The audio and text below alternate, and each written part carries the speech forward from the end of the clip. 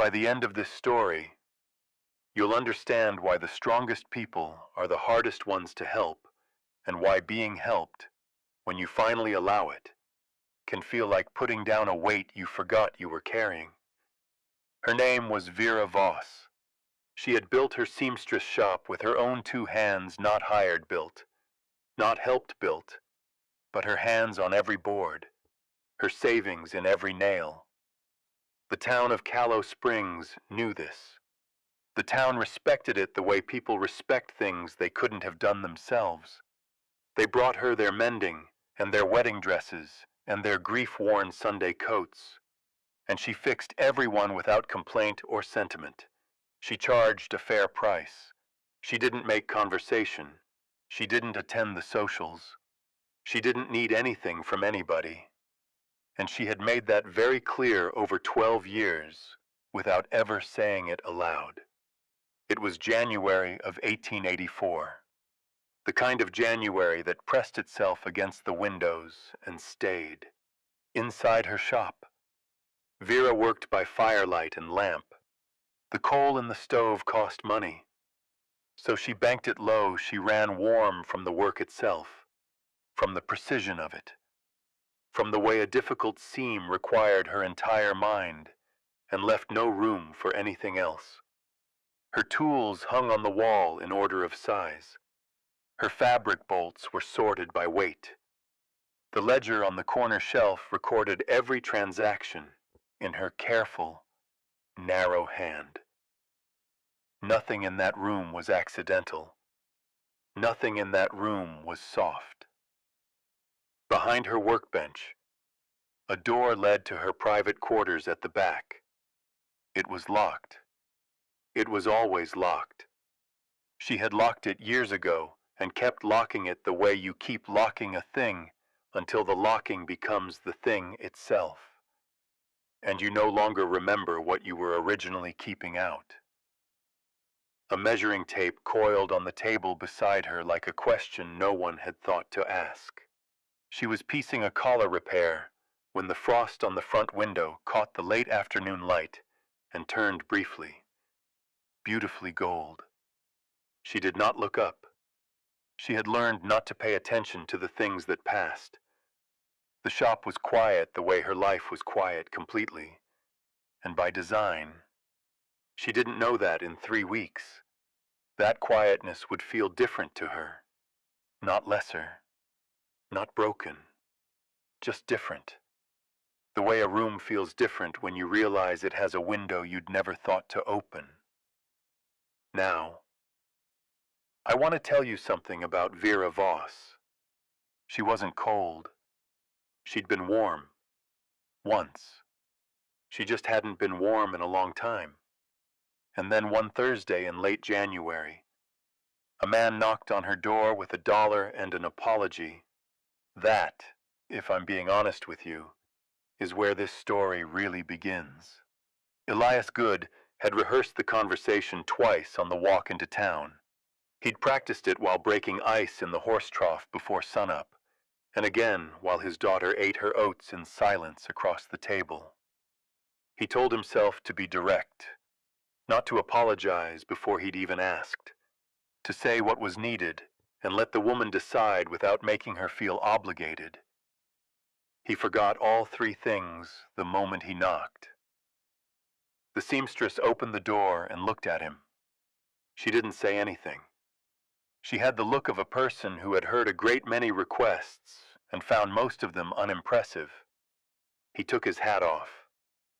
"Ma'am, I'm Elias Good. I got a small ranch out past the mill road." He paused. "I got a daughter. She's 11. She's been invited to the spring dance, the first one of the season. That's Saturday evening at the Grange Hall, and she ain't got a thing to wear. I know it's short notice. I know February's late for a commission." He set the $1 on her work table, in the narrow space between them, before she could speak. "I got this. I know it ain't close to what's fair." The seamstress looked at the $1. She looked at his hands, the kind of hands that had been in cold water and rough work for 30 years. She looked at his coat, which was old but clean, and the way he stood back from her work table without leaning against it. A man who didn't presume. She had met very few of those. She picked up the dollar and held it out to him. "Come back Friday," she said. "Bring the girl." He blinked. What do I owe you?" "Ma'am, for the commission." "We'll settle it after." She was already turning back to her work. "Come before noon. The light's better." He stood there a half-second longer than he meant to. "I'm much obliged," he said. The words came out quieter than he intended, like something he meant more than he'd planned to show. She didn't answer, but she didn't show him the door either. So he put his hat on and let himself out into the cold. He didn't let himself feel relieved until he was halfway down the road. Then he felt it all at once and had to stop walking for a moment. The dollar was still in his coat pocket. He hadn't expected that. Back in the shop, behind the curtain at her front window, Vera watched him walk down the road through the January snow. He didn't look back. She didn't examine why she was watching. She went back to her work. But her hands were still for a moment before she picked up the needle still, and then deliberate, and then working again, as though nothing had shifted. The firewood was there on Friday morning, 4 pieces, split clean, stacked beside the shop door where the coal bin usually sat empty by midweek.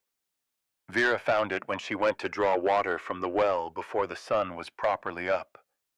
She stood with her bucket in the blue January cold and looked at the wood. The grain was split even and dry. Someone had taken care with it. She stood there long enough for the cold to remind her she wasn't wearing her coat. She took the wood inside without saying anything to anyone. There was no one to say anything to. Nora arrived at 9:30 with her father. The girl was thin and quiet in a way that was not unhappy. She had the composed, watchful quality of a child who has learned to take up careful amounts of space. She stood in the center of Vera's workroom and held very still while Vera measured her, shoulder to shoulder, waist, hip, the length from neck to hem. Nora didn't fidget. She barely breathed, as if she understood that the tape required her cooperation, and she was glad to give it. "You can breathe normally," Vera told her. "I account for it." "Yes, ma'am." But she only breathed a little more. Elias stood near the door, not touching anything. At some point during the measuring, while Vera was recording the hip measurement in her ledger, Nora said, conversationally, as if she were simply filling the quiet with what was true, "Pa fixed Mrs. Doherty's fence post last October. Just went over one morning without her asking. She cried when she saw it done." Vera wrote the number down. "He made me a comb in December." Nora continued. "The store didn't have one the right size for my hair, so he just made one. Took him 3 evenings." A pause. "He don't talk about things like that. He just does them." Vera capped her ink. "The dress will be ready by the Wednesday before the dance," she said. She showed them out. She closed the door. She went to the window and watched them walk back down the road, through the snow, the man and the girl, their breath visible in the cold morning air.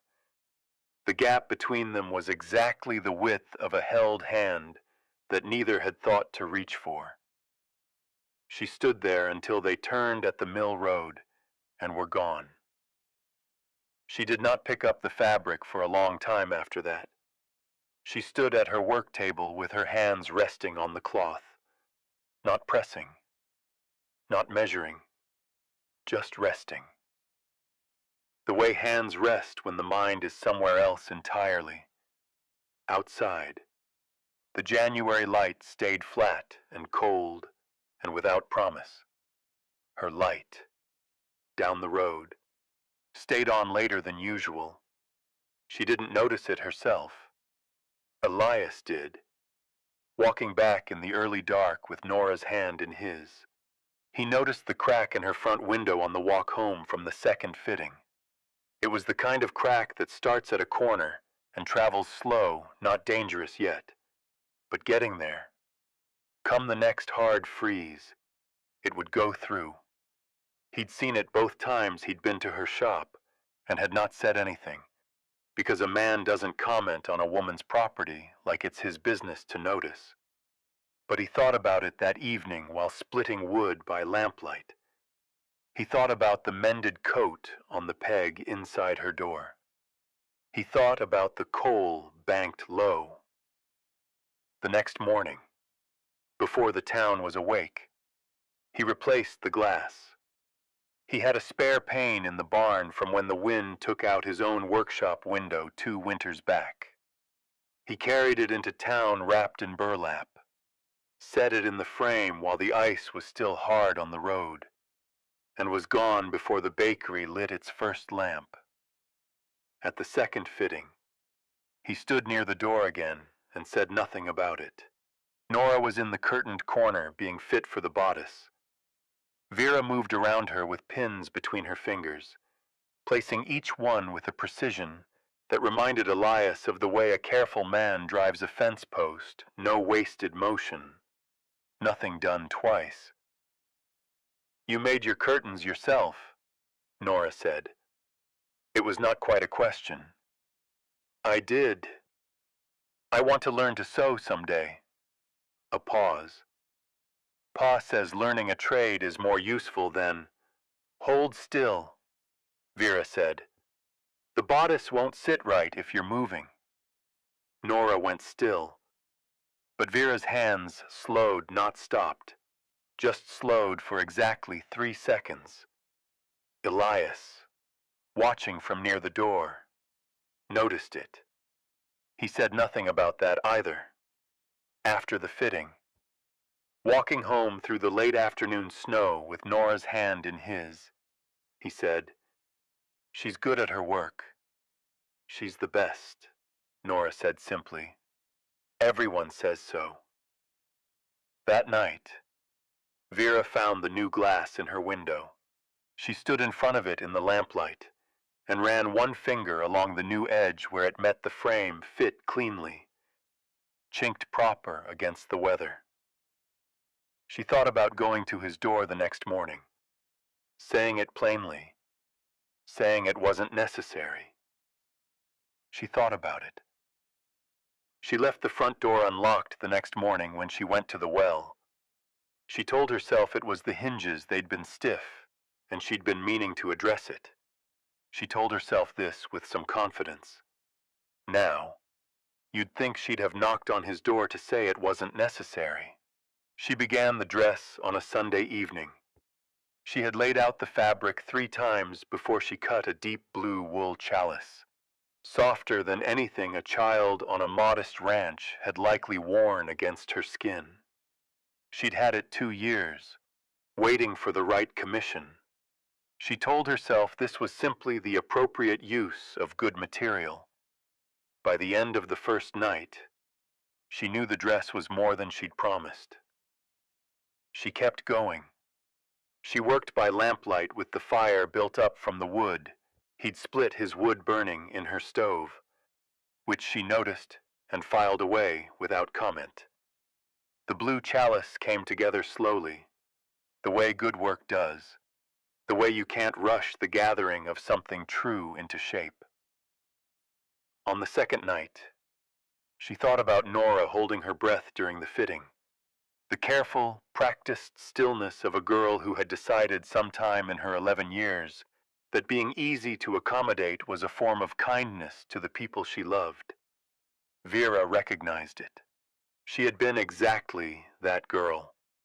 She had learned it so thoroughly that at some point the lesson had stopped being a lesson and become a life.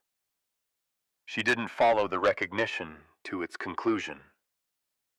She got close, and then she turned the bodice and pinned the other side. By the third night, the dress was finished. It was, without question, the finest thing she had made in 2 years. The hem fell perfectly. The bodice fit from memory and measurement combined not just the numbers in her ledger, but the particular way the girl had stood, the careful breath, the straight, small spine. It would fit Nora like it had been made for her, because it had been. Vera sat with the finished dress in the lamplight for longer than was practical. Outside. The February dark pressed flat and cold against the windows. Inside. The fire was warm with his split wood, and the dress lay across the chair like something that was not yet done with her. She stood. She carried her lamp to the back of the shop, the locked door. She stood in front of it with her shoulder against the wall beside the frame, not her hand on the latch. Not yet. Just her body close to it. Close enough to feel the cold seam of air at the sill. She stood there for what might have been a minute, and might have been 5 poem. She could hear the wind finding the gap she'd never fully sealed. Then she turned away. She banked the fire. She went to bed. She lay in the dark and thought it is a door. That was all. It was a door she had locked and had continued to lock. And the locking was a habit now, and habits were different from choices. She was not certain when she had stopped being able to tell the difference. In the morning, Callow Springs would notice that her light had been on 3 nights running. At the general store on Wednesday morning, Agnes Edmonds set her flower on the counter and said, to no one in particular, that Vera Voss had been burning her lamp late. Working on something, I expect, said the man behind the counter, without looking up from his ledger. I expect, said Agnes. Then, after a pause, Good's been over there twice now. The father, with the girl. She's making the girl a dress, for the spring dance. I know what she's making. Agnes smoothed her glove. He fixed her window glass is what I'm saying. Chester saw him on the road before sunup. The man looked up. Vera Voss hasn't let anyone do a thing for her in 12 years, he said finally. Agnes picked up her flower. No, she said. She hasn't. The third fitting was on a Thursday afternoon, 9 days before the dance.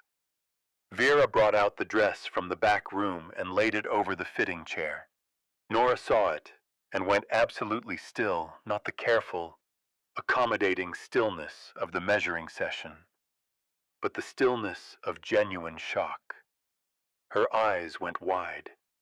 Her hands, at her sides, opened slowly, the way a child's hands open when something exceeds what they were ready to feel. Go on and try it, Vera said. Nora disappeared behind the curtain. Elias stood near the door. He looked at Vera with an expression she couldn't quite read, then looked away at the window, the new glass, clean and tight in its frame, holding the winter light without complaint. You didn't have to do that, Vera said. She'd meant to say it differently, more practical, more closed. I know it, he said. I seen it needed doing. The curtain moved. Nora came out. The dress was perfect. It was more than perfect. It was the kind of dress that made a girl stand differently, shoulders back, chin up. The sudden understanding that she was worth the room she was standing in.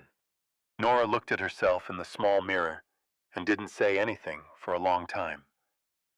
Elias watched his daughter. Something in his face opened that he usually kept shuttered. He cleared his throat, quietly, almost to the floor.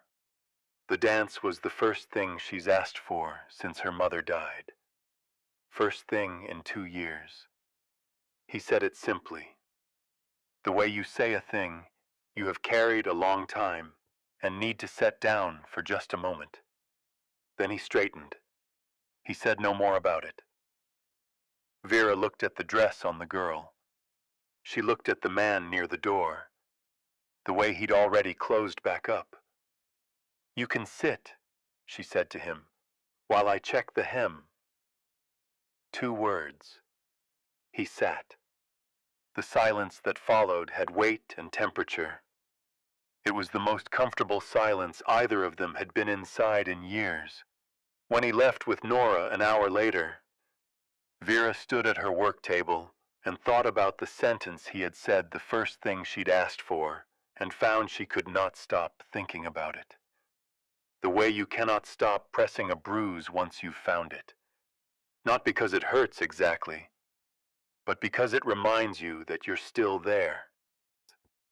The storm came in 2 days before the dance. Vera had known it was coming. The light had gone that particular flat gray by mid-morning, and the temperature dropped sharp and fast through the afternoon. She had extra wood in. She wasn't worried.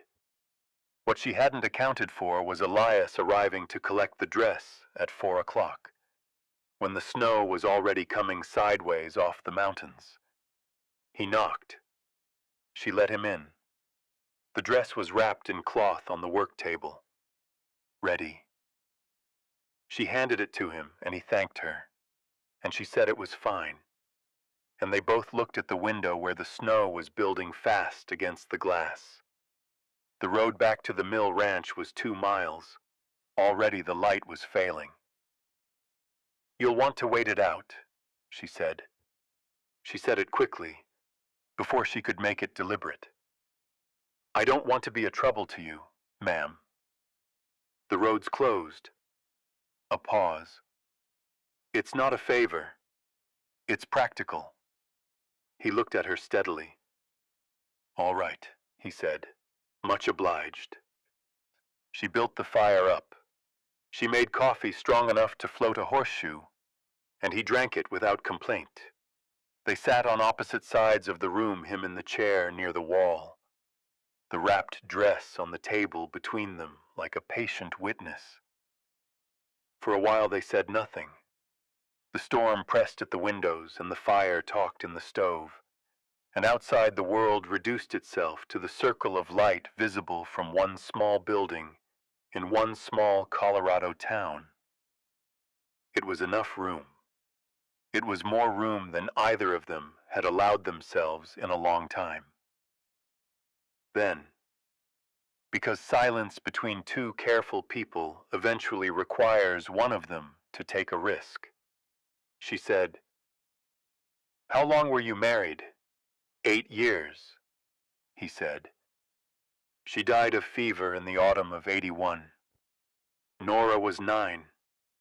He looked at the fire. Good woman. Steady. Better than the situation asked her to be. Vera was quiet. I reckon I thought it'd get easier to talk about by now, he said. He half smiled. Not for her benefit. Just for the plain fact of it. Hasn't quite. No, Vera said. It doesn't always. He looked at her. She had not meant to say it like that, not with that texture in the word.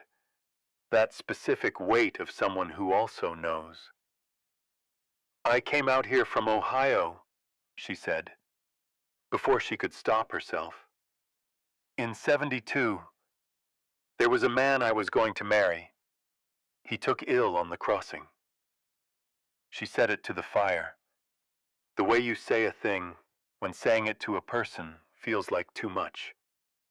He didn't make it to Colorado. The room was very quiet after that. He didn't fill the quiet with comfort or with questions. He just let it be what it was, a true thing she had said, in a room with a storm outside, to someone who wasn't going anywhere. She was grateful for both the silence and the staying. He fell asleep in the chair sometime after 10. She sat with her coffee and watched the fire.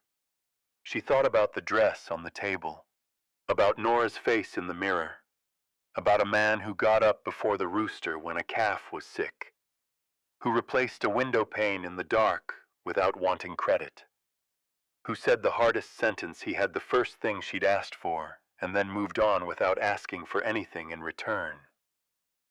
She stood. She carried her lamp to the back of the shop. She put her hand on the latch and turned it. The lock released. She didn't open the door. She stood with her hand on the now unlocked latch, feeling the cold seam of air at the sill, and she held it there for a long moment, not pushing, not retreating, just holding, just deciding. Then she went back to her chair and sat with her hands in her lap until morning. Can I tell you something Vera never admitted to another living soul? When she unlocked that door, she knew exactly what she was doing. She had known since the second day. If she was honest with herself, the hardest word for a strong person isn't no. She'd said no 1,000 times. It cost her nothing. The word she couldn't say, the one that sat in her chest like a stone she'd been carrying so long, she'd stopped noticing the weight was the other one. Help. Or maybe stay. The storm broke before dawn. He was gone before the town woke. She stood in the doorway and watched him move down the road through the new white quiet, the dress tucked under his arm. The angle of the morning light was different from yesterday's light. Still cold, but different. The day of the spring dance. Vera sat with her coffee in the early light and looked at her shop. She had opened for business the same as always. She had pinned 2 collar repairs and pressed a hem by 8 o'clock. She had not looked at herself in the mirror. She had not thought about what she would wear to a dance she had already decided she was not attending. She was still deciding she was not attending when Elias knocked at 2:30 with Nora beside him. The girl practically trembling with the specific energy of someone who has been trying to act calm since breakfast. Vera took the dress from the hook where she'd hung it pressed and smooth, and handed it to her. Nora went behind the curtain. Elias stood near the window. The new glass held the afternoon light clean and clear. "What do I owe you?" he asked. The dollar was on the counter. Vera had held it that morning, had turned it in her fingers for a moment, feeling the small weight of the whole journey it had made. She slid it across the work table toward him. $1.50, she said, for the material and the work. He reached into his coat and counted the coins out carefully. Then he set down 2 more dollars. She started to push them back. "For the nights," he said, quietly, looking at the counter, not at her. She left the money where it was. The curtain moved. Nora came out. She stood in the blue wool chalice dress, and the afternoon light caught the fabric, the way Vera had known it would, warm and deep. The color of a clear sky just before the stars arrive. The girl had her father's composure, that steadiness, but it was cracking a little at the edges. Her eyes were bright and full. "Well," Elias said. His voice was not quite level. "Well," Nora turned to Vera, "it's the most beautiful thing I've ever worn." "Go on and wear it well," Vera said. They moved toward the door. Nora turned at the threshold, the same backward glance as always, as if checking that the room was still there. "Miss Voss," she said, "are you coming to the dance? I wasn't planning to." Elias was at the door. He turned. For a moment he looked at her in a way that was plain and unhurried. the way a person looks when they've decided to be honest about what they see. He took one step back into the room. He put his hand on the door frame. "We'd be glad of the company," he said, "if you wanted." No more than that. No pressure attached to it. Just the open door of it, the offer set down clean on the table between them. His to give and hers to take or leave. The first time in 12 years anyone had offered her something and meant only the offering. She looked at the $1.50 on the counter. She thought about the locked door she had unlocked in the dark 3 nights ago. She thought about a man who fixed a window before the town woke up and never asked for the gratitude. She got her coat at the dance. The Grange Hall was warm and lit and full of callow springs, doing what small towns do on the first proper evening of spring, remembering themselves, remembering each other. Nora went immediately to the other girls her age with the ease of a child who has been given, for the first time, the right armor for the occasion. A woman across the hall, Vera knew her, had mended 3 of her dresses, said to her neighbor.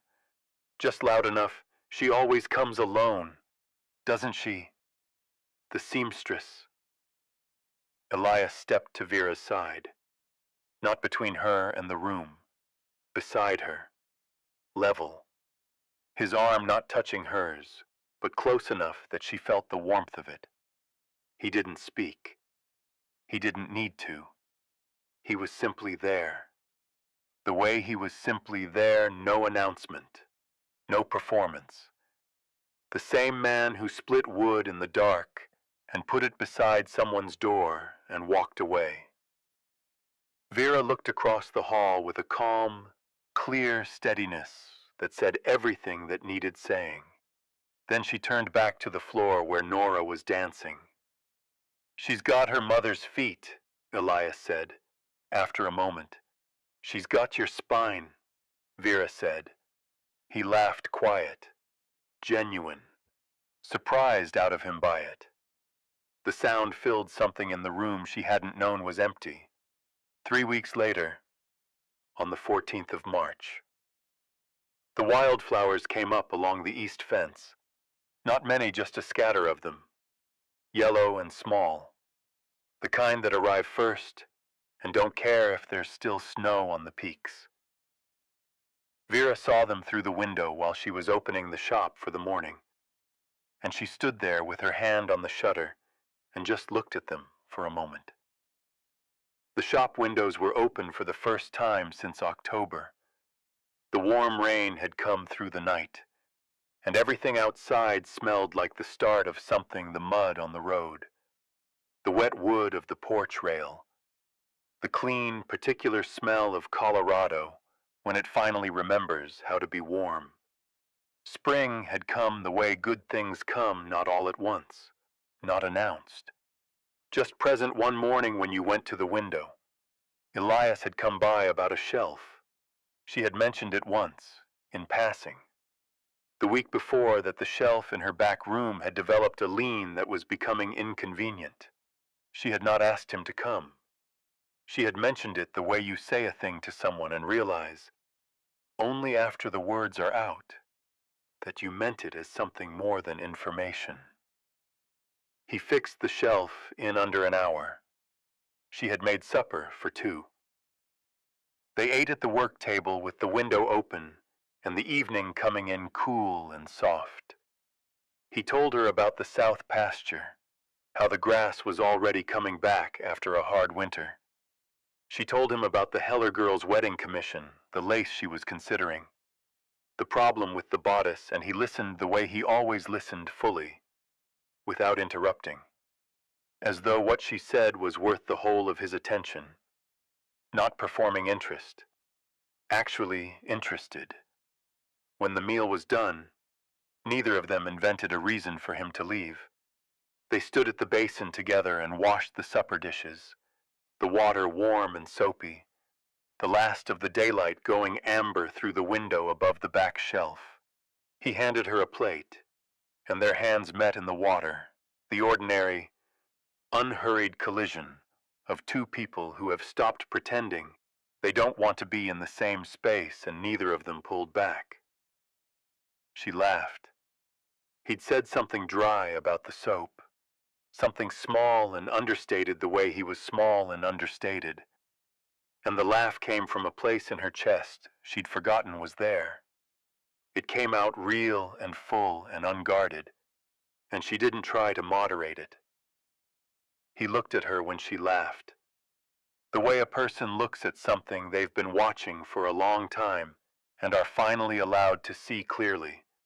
From the yard, through the open window, came Nora's voice she'd ridden over with him and was doing what she always did when she came now, which was to wander the edge of the property and find things worth noticing. "Pa," she called, "the wildflowers are up along the fence." "I see 'em," he called back. He was looking at Vera when he said it. Vera dried her hands. She walked to the back of the shop, to the door that led to her private quarters. It was standing open, not just unlocked open. She had left it open that morning when she'd gone to bring in wood, and she had looked at it standing open, and she had decided, with a plainness that surprised her, not to close it. She stood in the doorway and looked at what was inside her books, her good chair, the small square window that caught the morning light and held it like something worth keeping. She heard him set the last dish on the shelf. She heard the careful way he moved in her space, always careful, never presuming. "Elias," she said. "Ma'am." She almost smiled at that. "You can come see the east window," she said. "The light's worth it in the morning." A pause. A brief, warm pause. "I reckon I'd like that," he said. "They say the hardest word for strong people isn't no, it's help. I believe that. I've seen it the way a capable person will carry a thing until they buckle before they'll ask someone to help them hold it. The way they'll fix everything for everyone else and sit alone in a room they've locked themselves into and call it independence. Vera Voss had been strong for 12 years. She'd been strong so long she'd forgotten what it felt like to be something else. But the strongest thing she ever did, stronger than building that shop, stronger than surviving what she'd survived, was opening a door she'd kept locked and letting someone walk through it. Not because she needed rescuing, because she deserved to not be alone. This is a fiction story we created for entertainment. We hope it carries something small into your life, maybe just the reminder that accepting help isn't weakness. Maybe that's enough. Thanks for walking this whole road with us.